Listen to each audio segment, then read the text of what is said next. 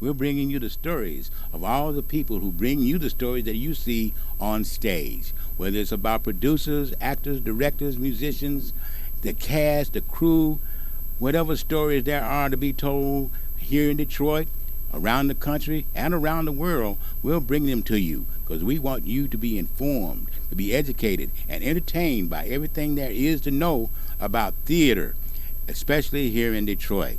And this evening, we're blessed to have with us an actress and director, Natasha Berry. Welcome, Natasha. Thank you. I'm pleased to be here. And of course, our co-host, Diane Mathis, is with us. Hello, everybody. And we're going to get into Diane's story. Not Diane's story. We've already done Diane's story.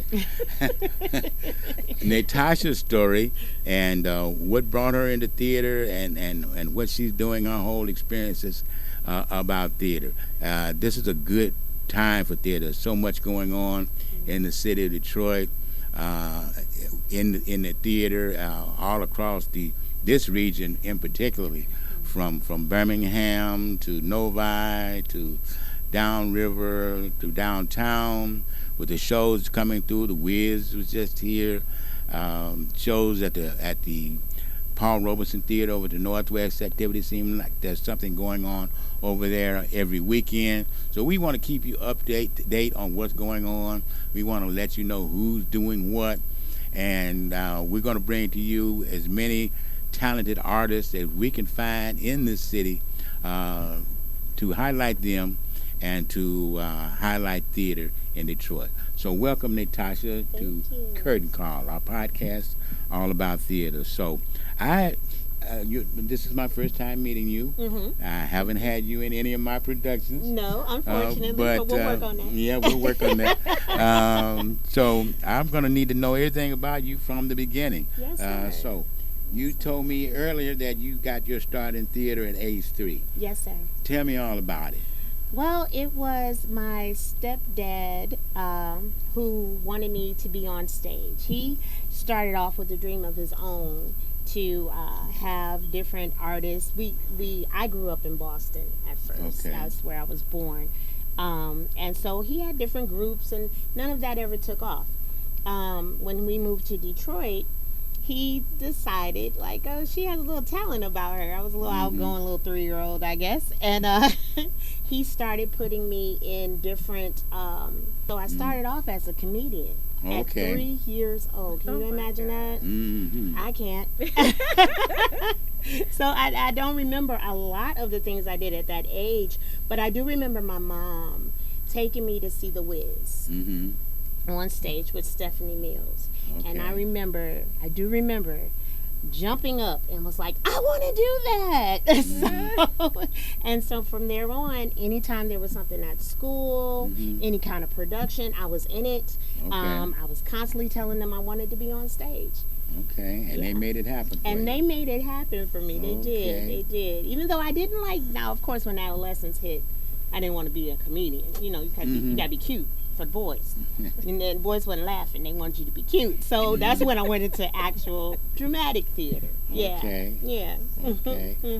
Did you go to any school for any particular training or anything like that? Yes, I went to Northwestern High School. We had a drama, right across the street. We had a drama class there, and I lived for it. I lived for it. Also, there were a couple little classes around the city of Detroit that my stepdad would put me in. Definitely, and the names of these schools kind of, I know there was one on Kirby Street that he had me in, and there I learned how to play the piano as well. Okay. Yeah, I went to the Detroit Repertory Theater to learn, my craft. And my mentor was a gentleman by the name of Bob Williams. I've heard that. I heard that Robert name last week. Remember I talked to you about Bob Williams? Yeah. Amazing. I love him. Amazing. Yes, Okay. A little scary at first, he was. It's the same thing as Yeah, he was a little scary at first. When I first met Bob, I was so intimidated. And we were in a production with another gentleman named Ruben Yabuka. I've worked with Ruben. Have you? I've had Ruben's been on the show. Okay. Well, we were in this great production, and it was my first time you know, really being in a real production with a real director like that. And I was just so determined because Bob would fuss. Yes, Okay. Yeah, Bob would get you together real quick. Yes, he Okay. would. Yes, he would. And he would like let everybody have it but me. And I was like, I don't know why he hasn't gotten to me yet. Okay. But I feel it's coming. And it never did. Because I think it was because, and he did confirm this, that I studied him. And I listened. Anytime he would ridicule somebody, and he had a way of doing that, but he did it because he wanted the best out of us, and he would definitely pull. And then I just became his little mentee, and he would send me monologues to learn, newspaper clippings. I'm like, why are you sending me newspaper clippings? But he just had a way of getting me to hone in on my craft, and I miss that man. I really do. Bob Williams. I take it he's no longer. I take it he's no longer with us. No, he passed a couple of years ago. I did something with I don't know if it was a Bob Williams or it was something we were trying to do that was like a soap opera, and we were rehearsing at Oak Grove AME Church over on Cherry Lawn, and that name. He might have been a part of That name is sitting in the back of my head. It seemed like he was associated with that. He was amazing. Yeah, he was. But amazing. I can't say that for sure. But Bob Williams, sounds like I heard his name last week, and you guys spoke highly of him. Yeah. So he must have been a really. He was phenomenal. He really is. Okay. So he's got a legacy around here. He does. He does. You and the young lady we had. Me as well. Yeah. Okay. And I got an opportunity when I was very small. I think I was about, Diane could tell more about You this. were about like seven, about weren't you? About 7, Oh, 6 so or y'all go 7. way. You guys go We way do. back. Yes, We do. indeed. We really do. We worked with a gentleman by the name of Jim White, who had Stars Tomorrow talent show here in Detroit. Okay. And he wanted to do a Motown review. Of course, I couldn't be a Marvelette or something like that because I was only 6. Okay. But what he did have me do is I played the dummy of the Willie Tyler and Lester show. Really? Yes, I did. And people Yes, actually she thought I did. was She really a did. dummy. Now, you know what, Mr. Douglas, I have to cut in on that because when Natasha did this, it was a whole Motown show, just like going to the Motown review. He had every element of the show. And when Natasha did Willie Tyler, and Lester, and she did Lester, I thought it was a puppet too. I didn't know it was a real person.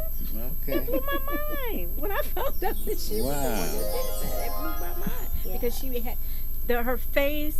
He had put the lines down here, and she moved just like a puppet would move. He really trained her. She was perfect, absolutely perfect. And you would have had to study that Lester to get those movements down. Yes. Back then, and sometimes still now, I consider myself a method actor.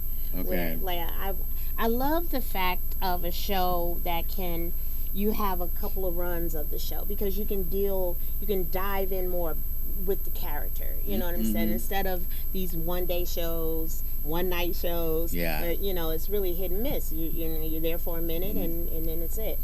But my thing is to really embody the character, and what I do anytime I have a character, and I've been doing this for years, is I build a backstory so that when the lines I tell, even when I'm directing, those lines don't come to life when you're in rehearsal. Those lines came to life when you're studying and you get involved. Right, exactly. I tell my actors when I'm teaching or I'm directing, your script should look like your Bible.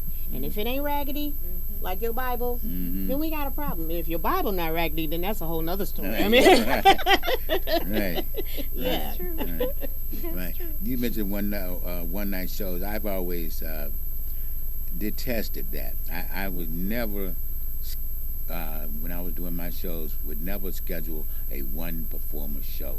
That's just not the amount of work you have to put in to do theater, to do a show, is immense.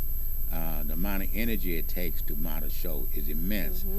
All the parts that come together to do a show deserve more than one performance. One night, And so I would never do a one performer show. I would usually schedule maybe 2-3 weekends at Yeah, least, yeah. with Thursday, Friday, Saturday, and Sunday, or either Friday, Saturday, and Sunday with matinees on Saturday and Sunday. Because it's just not fair to the actors to have to put in that much work and only for one show. Yeah. You know, and for me, dress rehearsal was always the first show. Yeah, right. Yes, Yeah, absolutely. yeah, and Yes, so, absolutely. So go ahead, tell us more about your experiences on the stage. What was that? What was the first show that you remember, other than Willie Tyler and Lester, that you remember just standing out? To be honest with you, I did the Wjzz across Okay. the street at Northwestern High School. Oh, okay. I Okay. did, and I played Miss One. I wanted the part of Dorothy, but they had other plans. Mhm. But I got a chance to play Miss One, Okay. and I underestimated Miss One. I really did. I underestimated that character. I didn't realize how much fun you could have with that character. Where Dorothy was kind of in a box. She had a certain thing to do, and that's what she had to do. Miss One, you could just live on the stage. And so for me, after completing that performance, it was the ovation for me. Okay. And I was like, oh yeah, it's nothing about, people don't understand. We were talking about, film actors and prior to us starting. Nothing like that stage. Nothing. It's nothing like that energy you get from the people, where for me as an actor, and like I said, I've been doing this a long time, you feel if you need to push a little more, if you need to pull back a little more, if you need to carry a little more for, your team. And I love that feeling. And I love the feeling of, this is it. You gotta go out there and get it. You gotta hit it. You gotta hit it. Get okay, cut. Let's do it from this. No, you don't get to do all that. None of that. You None of gotta that. hit it, and That's right. it is that rush for me. I don't care what I'm doing. Sometimes I take on roles. It's like my friends, my manager. Why'd you do that? But it's just a rush for me. Like if I have a time where I'm not on stage, I want to be on stage. I love it. I do. I know that feeling. I know that Yeah. feeling. Once you get bit by that bug, That's Oh, it. man. you That's hook. it. You hook Once for you life. get it, you're hooked You're for hooked, life. yeah. Yes, Absolutely. indeed. Yes, Yeah. indeed. So, since I've been here in Detroit, I've done several murder mystery shows with Vanessa Lynn. Okay, I know Vanessa. You know Vanessa? Yeah, I've done just about every show with her except for maybe 2. Okay. Yeah, and then she retired for a little while, and then she came back out of retirement for a brief moment. She called me up because she Okay. knows I'm on. I mean, I don't mean to toot my own horn, but because I love anything you love, you're gonna give your best at, Absolutely. right?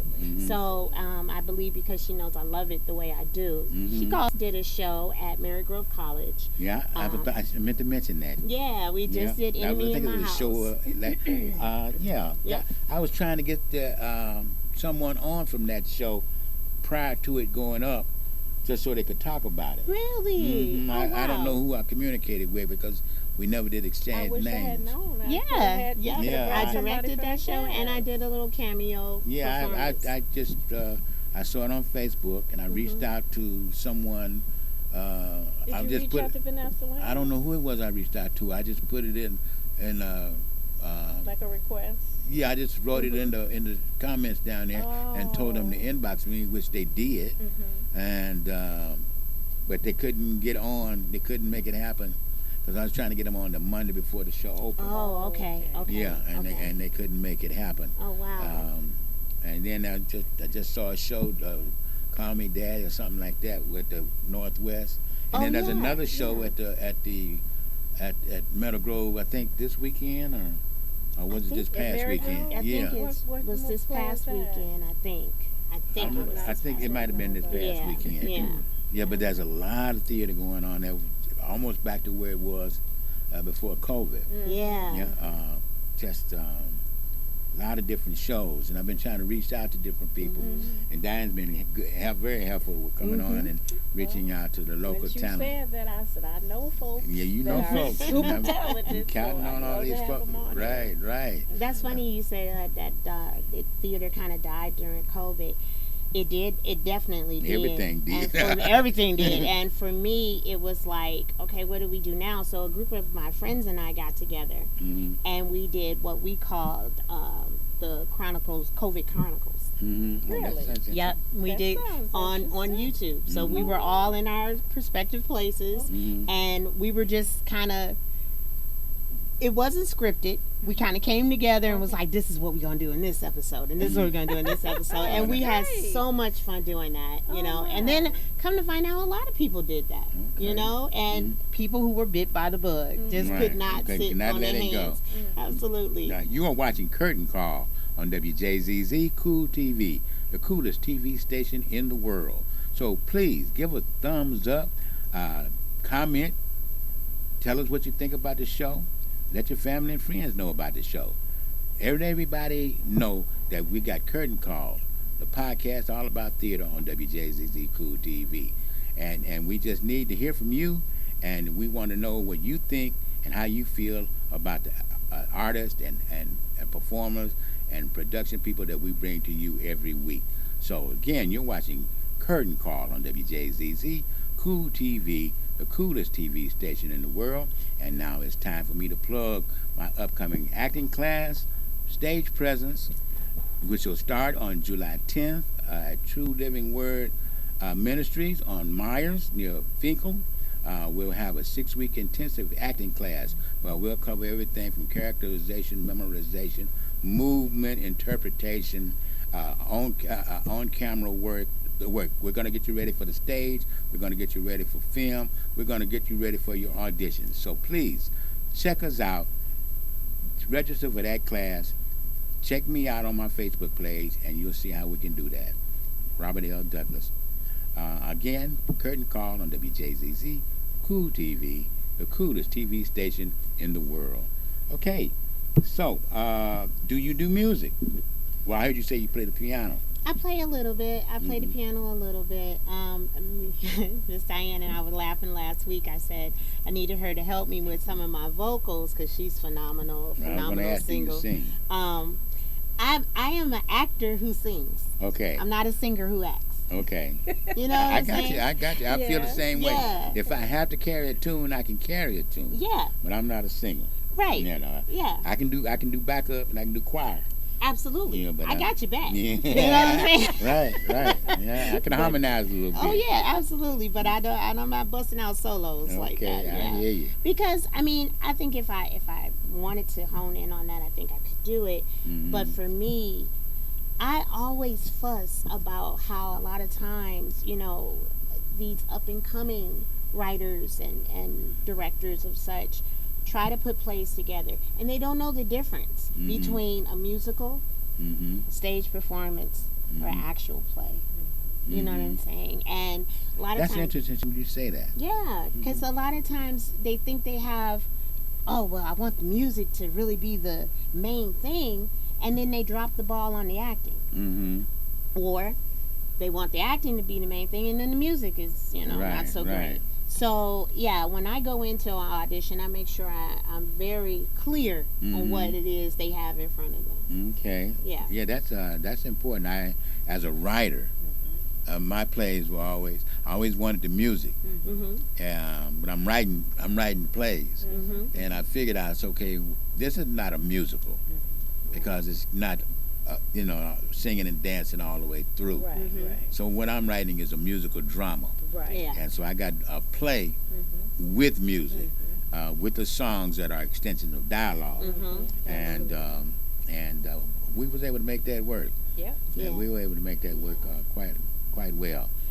But there is a difference between a musical and a stage play. Yes. Yeah. Or just like you were saying, a stage presentation. Exactly. Right. Exactly. Right. It's like, I know for me, a lot of times when I'm watching stage performances, and I hate to say this out loud, but I'm gonna say it because I'm a real person. That's okay. A lot of times I'll fast forward past the song because it's like sometimes there's no need for a song to go right there. Sometimes you really need to build the story, and the song might drop off. So yeah, a lot of times I find myself fast forwarding past the music because it's like yes, we have to go to the store. We are going to the store. And it's like, come on now. No, We didn't need that. Right. We didn't need that. Right.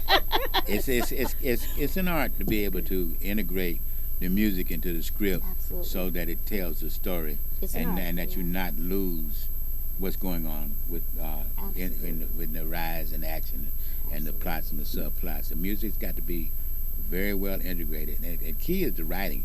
Yes. A lot of people I know a lot of playwrights when the urban circuit was very popular.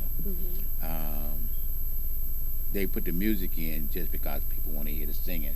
They want to. Then the singers would run and do all this and take you completely out of the show. Absolutely. You know, and then you got to, after they get through and everybody applauding, oh yeah, that was great. And then you got to work your way back into what was going on the stage. Exactly. Exactly. I never liked that. I never. You and me both. Yeah. But that's not to say I don't like musicals. I mean, along with the Wjzz, because I'm never gonna let that go. Right. But Hamilton, I think, is like one of the most phenomenal musicals I have ever seen. That is one of my favorites. Yeah, my favorite is the Phantom of the Opera. Really? That is a good one. That's my favorite. That is a good one. That's my favorite musical of all time. Yeah. I've seen that so many times. Yeah, that's to me that's the ultimate, the ultimate musical. Have you ever seen The Sound of Music? I've seen it, but not on stage. I saw the original cast in New York when I was 12. It was amazing with Julie Andrews and the guy that played the king, Yul Brynner. Oh wow! Oh my God, that was fantastic. He was a phenomenal actor. Oh my God, yes he was. Yeah, absolutely. He was. And so that kind of thing, that kind of musical, that's kind of where I come with music, because I want music to go into my story, and that's how I incorporate songs into what I'm writing. But I understand what you're saying, because I've seen plays, and I'm just like, well, why did they do that? Right. Where did that song come from? But like Mr. Douglas said, that's a talent. That's an art to be able to write a play, write the dialogue, and then have the music tie in like it should. You know. And I know I had a young man that wrote all the music for my play, Family Love. Oh yeah. His name was Chris Knight. Christopher Knight. Oh, you remember Chris? Yes, I do. That was a fabulous play. And he was just. I'm gonna tell you how it started. He wrote a play. We did a play at Oakland University. I first moved here, and he was a student, and he wrote most of the music for that play. And it was like an epiphany. Regina Carter played violin in that play. That she was gonna be who she is now. Right, absolutely. And so the next year he came to me and said, I wrote this song about my family, and I think it'd make a good play. And I wrote Family Love based on the song. Wow. And for being able to write the lyrics that just flowed with the dialogue. I just wrote the play, and he'd read the play, and then he just put the lyrics and the music. It was just a good fit. It was, you know, it was like divine. We brought together divine. Son picked it up, and I've used Alvin Waddles as well. The great maestro himself, who's written some songs for me that's just awesome. So, yeah, so that's it's a beautiful thing to be able to get that right. Yeah, Get that right, and to hear you to even bring that up and mention that you're a theater person. I'm a theater person. No doubt. Absolutely. So what have you directed? I have directed. Or other than the play you just told me about, Enemy at the Gate. Enemy. What was that about? Oh, so Enemy in My House, it was about a young lady and her husband who were both very career oriented. They both had great careers at the time. She was with the radio, his own podcast, and was doing wonderful. They got pregnant, and they needed a nanny to come in and help out. Now the story has changed several times. At one point there was a nanny. Then when she did it again, she needed the main character needed someone to come in and handle production. So in the one that I directed, she needed someone to come in and handle production, and that was the enemy who came in. She tried to bring discord. She tried to hit on the husband, because you know that always happens, right? And so they realized that it really wasn't her. They had issues prior to allowing this person come in. You wouldn't be able to tear down their house if they had a strong foundation in the first place. Right. So that's the quick version of what that show was about. And it was it was so much fun. But did Vanessa Lynn write that? Vanessa Lynn wrote that. Okay. Yes, she did. Yes, she did. Yes, she did. I've directed several of her murder mystery shows. Okay. And was in them as well. I've directed Lilies of the Field, which is a movie that I love. I did not think. Now that one kind of stretched to me because I mean Sidney Poitier had not passed away, and we were in communication with him. Okay. Yeah, we did it at the Lighthouse Theater off of Woodward. Okay. And it was just so much pressure. Like I got to do this right. You know, this is Sidney Poitier's stuff. Right. You know what I'm saying? And I played a German nun. Isn't that something? And it was the best thing. I mean, so many people were touched. And I always love when young people and older people say, I've never been to a play before. And you'll be so surprised how many people have said that. Like, I've never been to a play before. I experienced that a lot. Yeah. And to be the person to bring them something and bring a character to life on stage and other characters to life on stage and have them be like, I'm going to start going to plays. I just won you over. That's what this is about. That's what this is about. That's what this show is about. Yeah. Bringing theater to the community. Absolutely. And of course I've done several other shows of people who give me a call. For a minute I was like the Olivia Pope of theater around here. Like people would call me after they've been in production for a while, not actually on stage but in rehearsals and all of that for a while, and it's like something just not gelling. Can you come and look at it? And I'm not gonna lie, I enjoyed it. I enjoyed doing that. But after the last show I just did, I had some people come up to me and say, you know what, Nay, I'm not coming to another show that doesn't have your name on it. And so I said, okay, I know what that means. That means you got to start putting out your own stuff. Okay. Yeah. Well, that's a perfect lead into the next question. Have you done any writing? I have. I've written 3 plays under my belt so far. Miss Diane gets on me all the time because I say I'm not a writer, but I guess I kind of am. Yes, you are. But I'm real careful about putting titles on myself because a lot of times what I see happens is sometimes actors will think because I act I can direct. That's not always the case. Some directors think they can act, and that's not the case. Right. And then some writers think that. Right. So I'm very careful of what title I give myself. I'm very humble in this. I believe to stay humble. So I have written 3 plays though. The first one's called My Father's Footsteps. The second one was called You Gotta Love Me Until I Die. And then this last one that I'm doing in September is my first. Okay, I saw that. I was going to get to that at the end. I'm still going to hold that so we can leave that fresh on the audience's mind. Absolutely. So you can tell us where that's going to be playing and all about that. Let me do this now. You are watching Curtain Call on Wjzz Cool TV, the coolest TV station in the world, coming to you live on YouTube, streaming. So we need you to tune in. We need you to give us a thumbs up, hopefully not a thumbs down. We need you to give us comments. Tell us what you think. Tell us what you feel. Tell us what we could be doing better. If you know someone who's doing theater, who are writers or actors or singers or dancers, and they need exposure, let us know about them. Send us a word. Contact the radio station or the TV station, and let us know about them so that we can get them on and give them some airtime and some exposure so that we can again promote theater and the cultural arts or the performing arts here in Detroit. You're watching Curtain Call on WJZZ Cool TV, the coolest TV station in the world. And then watch out for Stage Present, So You Think You Can Act, the acting workshop brought to you by Kenny Bowles and myself, Right. with Gold Mine Productions. So that'll be coming up starting on July 10th. Look for the advertisement.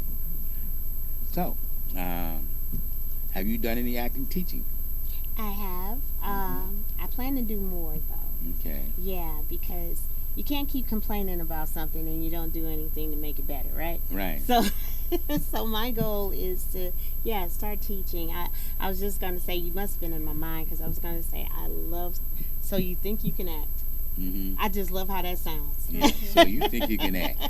Well, let's see if you can act. And if you think you can, we're going to show you whether you can or not. You can or not. And if you can, we're going to get you ready for the audition. We're going to get you ready for the stage. Absolutely. And like we did a promo. And one of the things that a lot of people don't realize, that a lot of these movie stars, your Denzels, Samuel L., Taraji, Viola Day, they all started on stage. Absolutely. And go back. Right, and maintain that. Yes, absolutely. They maintain that connection to the stage. Because there's something about the stage that brings in that energy, that gives you that energy. That's the word I guess I'm looking for. That feedback that you get immediately, that you feed off of, and translate spur of the moment back to the audience. Absolutely. Because the audience is going to let you know. The audience, even if they don't verbally tell you, you're going to feel it. Right, because they'll be shouting out, they'll be clapping hands, they'll be talking to you. Oh, you should have did this, or why did you do that? And then sometimes they'll be nothing. listening. Oh, absolutely. And you can hear them listening. That's Yes. right. You can, because every now and then they're listening and it's so quiet, and you'll be doing your thing, and then you might hear somebody say, you know, you might hear, and you live for that. That's you right. live for that. Yeah. So even if there's not a lot of verbal feedback, you can still feel the energy that the audience gives you when you're live on the stage. And when I am teaching, that's what I do teach my students. Like, don't worry about having to have that feedback. And don't get me wrong. I mean, you know, we as people, we love to the feedback, girl, don't go in there. I told you, don't do that. You know, we love that.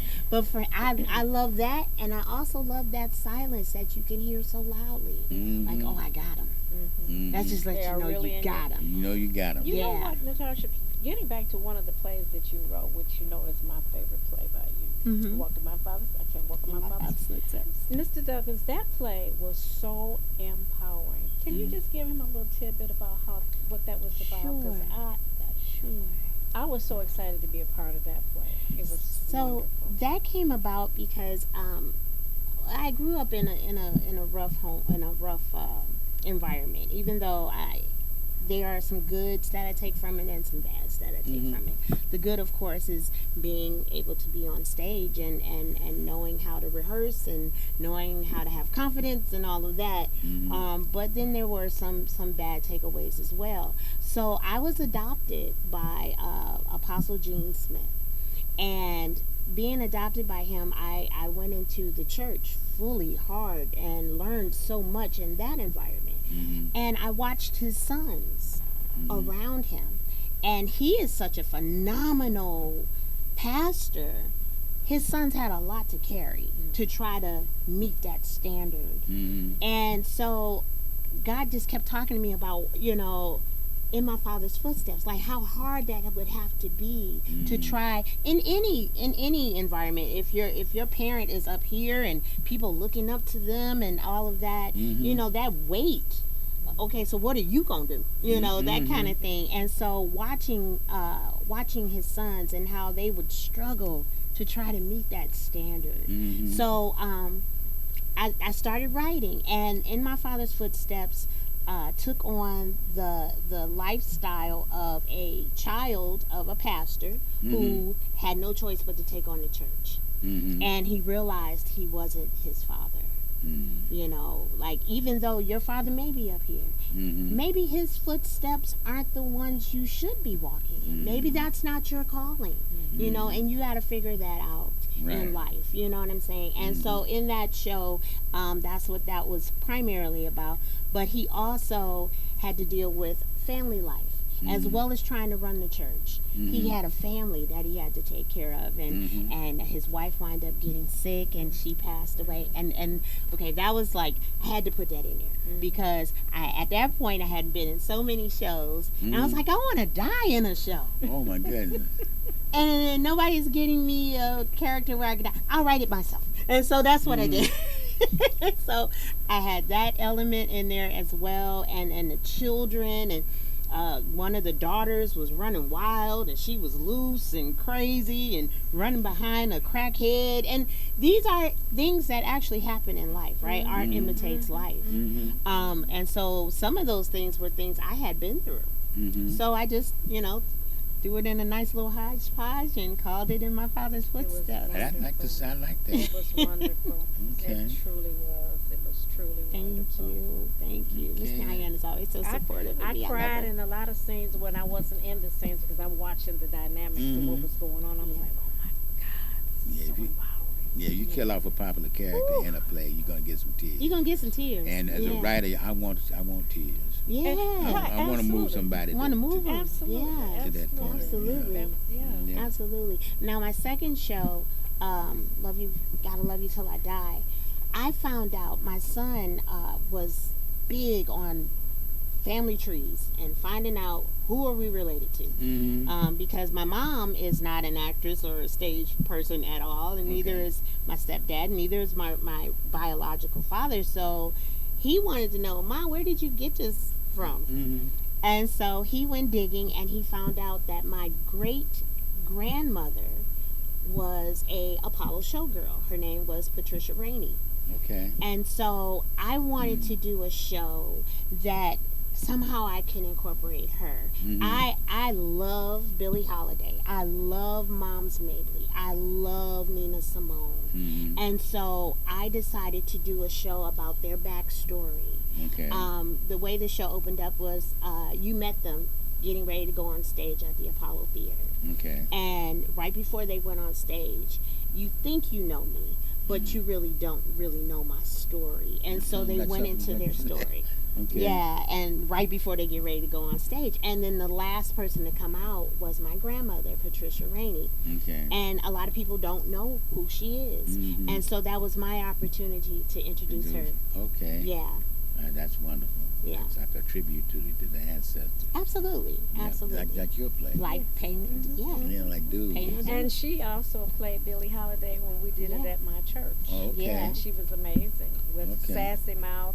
Always. Yes, she was. Okay. She was awesome. Yeah. Absolutely. Okay, like dudes love those kind of plays. Absolutely. I haven't done a tribute. I did do one, didn't I? Yeah, Sam Cooke. Yeah, I forgot all about that. Yeah. Now you talking about a play. Oh my man. God, that was They an do that. amazing show. That took so much research. Oh, I bet. I That know took it so much did. with all the lives. That Lithophane character, I will Lithophane. never forget That's a that. real person. I know.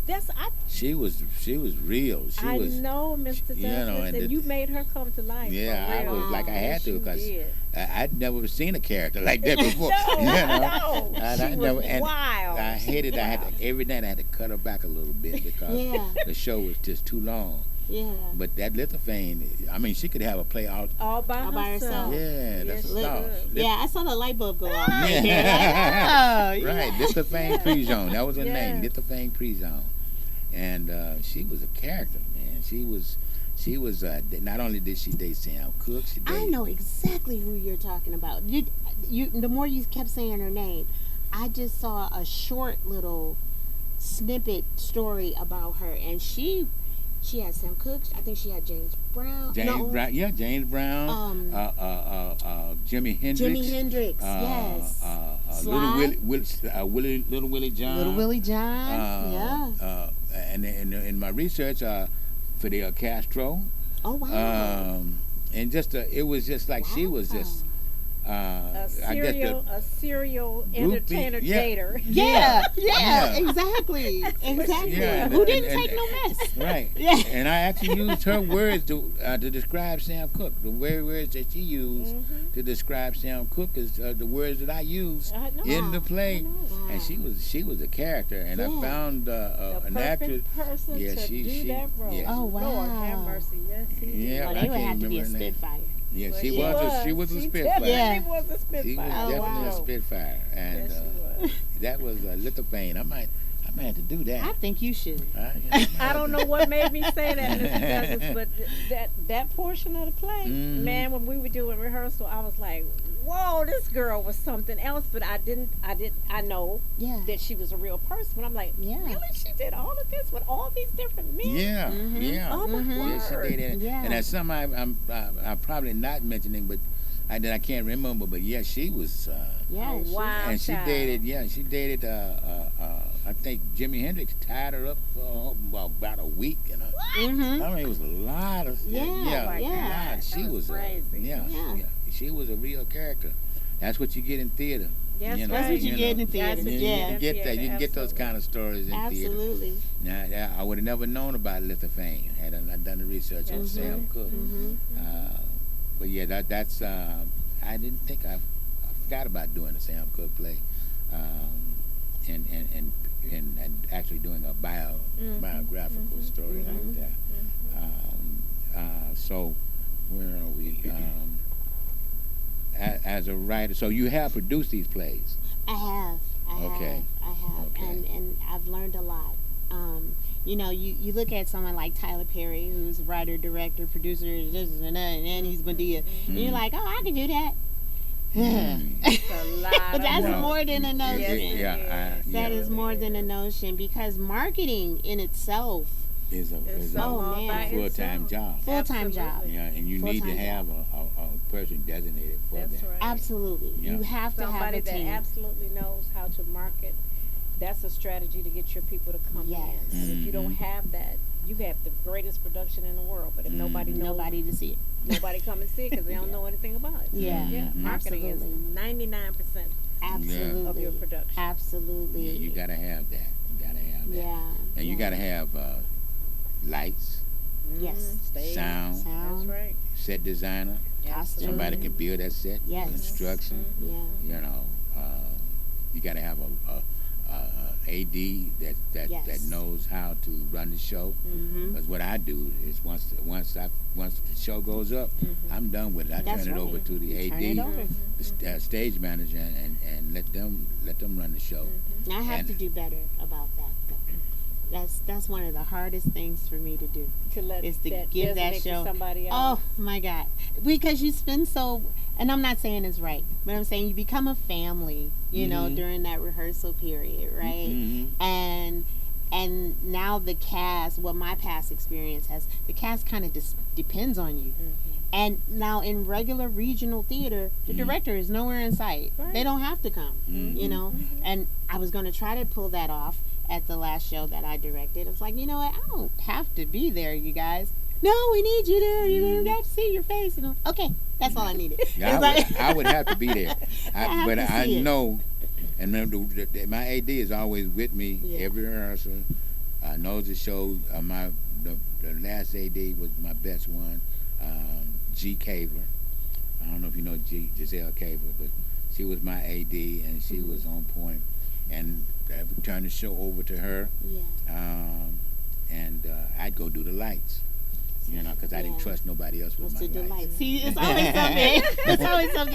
You gotta have your foot in there somewhere. I do my own lights, and even when at the music hall, I would be back there with the person doing the lights, and I'd be calling the lights. You know, while telling them what to do. I'm right there, right next to them. Absolutely. Because the lights got to be just right. The lights got to be just right. You can't have your lead speaking and the lights are somewhere over here. Yeah, exactly. Here. What? And the lights are part of the show. Yeah, lights and sound, because I don't know about other states, but I know in cities, but Detroit will tell you, we can't hear you. Right. Like, oh God.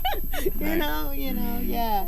And but I wish that was something too that was taught along with the acting part of it, because I feel like a lot of times our up and coming writers and directors, they don't know all the key components that they should have to have a great show. That great show doesn't just happen just on stage. It's behind the stage. It takes a team, and a lot of times they don't realize that because no one has ever taught them that. Right. You know. So I wish that was something too that was taught. Yeah, you got to get it all. Yeah. That's a thought. Maybe setting up a class for directors and writers. Well, you should incorporate that in what you got going on. Yeah, maybe we'll do that because we're going to do 6 weeks, and then maybe we'll do, and we'll talk about that. Maybe we can bring you in on that as well, because we're trying to be enterprising, of course. Absolutely.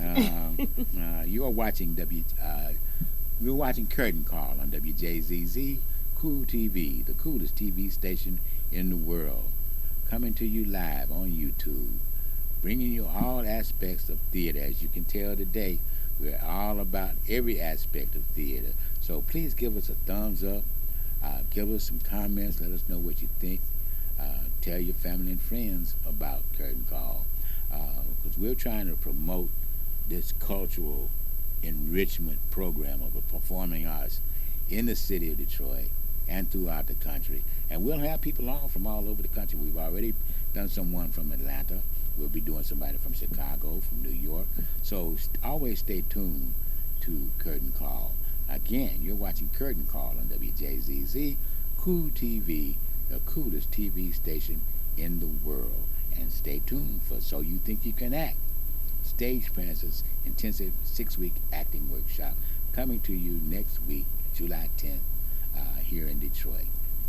Okay, so that last show you was telling us about, the one you've written, that's a one-woman show. Yeah. That is probably the hardest thing in the world to do. I'm learning a monologue now from Ron Milner's Porches. Oh, wow. Okay. From the Porches, and it's been a while since I've done any acting. And man, the energy and the level and the memorization, I've got to get all back into that. But doing a one-woman show and carrying a show for, even if it's just 45 minutes, but if you do a whole hour and 15 minutes, an hour and a half, that's a powerful thing to have to do. Yeah. And tell us about your show, where it's going to be, what it's going to be, and everything that you're putting into it to make it the success that we know it's going to be. Thank you for that. So, yeah, this one-woman show is really me stepping out on faith and walking in purpose. The way it came about is crazy. I was laid off from a job that I thought I was going to be at forever. But it was time for me to start walking in purpose. I mean, I've been raising my children and, making ends meet, and then I do a little acting, a little directing on the side. But that would always call me. And so once I was laid off, I was like, okay, Lord, now what am I going to do? And it came so clear. It's time for you to step out. So, and tell your story. People have told me for many years that I should write a book. Again, I don't look at myself as a writer. So I was like, yeah, but I want to be able to have the people really feel what I'm saying, and to let them know that you can overcome so much. And so with this one-woman show, I play 6 characters. Wow. Yeah, I start off as myself, 7 years old. And then I begin to tell my story of my life, and I'm a counselor. I am a really greasy auntie. She's greasy, but these are people who were really in my life. I play a minister, a Baptist pastor, a male Baptist pastor. I have several characters, Okay. And the show is an hour and 15 minutes. Okay. But yeah, and in the show I mean, you're gonna get it all. You're gonna laugh. You're gonna cry. you're going to be able to connect with the story. Because as I to go around and I tell my story to people, I realize how many people have been through things, and everybody doesn't always come out on top because they don't know how to. And so it's very important for me, one, to step out on faith and do this, and complete it, and two, to try to make a difference. And I feel like the way I can make a difference is through what God has given me, and that's my talent in theater. Okay. Now, where can we see this one-woman show? So back to my dad, Apostle Gene Smith is allowing me to take over his church and turn it into a theater. So there's no call to worship or anything like that. This is straight theater. I made sure I told him that. But it is at 7714 Grand River, right around the corner there. At Bethesda House of Mercy. So it will be on September 19th. I have a few opening acts to give people a little time to get in their seats.